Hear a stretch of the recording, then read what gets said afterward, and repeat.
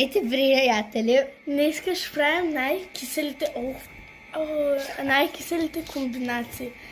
Първо ще вземем такива летнички. Чия. Май се ръката, бе. Ето. Така. Моята приятелка малко удо. Айде сега ще вземем едно такова, вижте. Паста. От Мистер Бръш. Хиро. Да. Мистер Бръш. Дето се сбих. От Кирото. Сбих с клас. Васил. Да. Някакъв ми скочи отгоре и реши, че и той иска четката, ама аз я взех и го бутнах. Това го слагаме отгоре върху тази лента. Бояна, дръж да снимаш, че съм много ги иска. В Дариус. Ето така.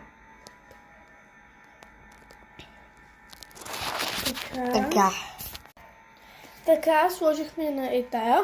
Сега ще слагаме 1 мили лимон. Това май е твоето. Не, това е твоето. Не. Айде, слагай просто. Взимаш и слагате малко. Те ще се абсорбират, ще стане невкусно. Какво да абсорбират? Абсорбират неграмотник. Тук е малко. Тя е малко луда.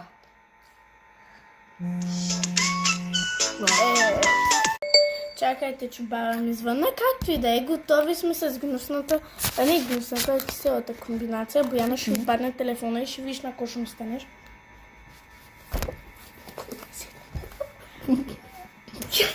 Както и да е, ударим още веднъж чудо. Сега го взимаме. Взимаме го и го навиваме да стане руло. Като мозъка на Бояна.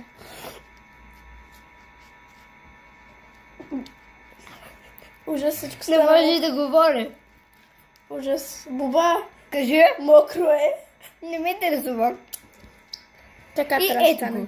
На руло. И сега. 3, 2, 1. Това е много вкусно. Много е кисело. Който обича кисело, може да си го направи. Струваше само 2 еврота. Общо. Чао! Чао!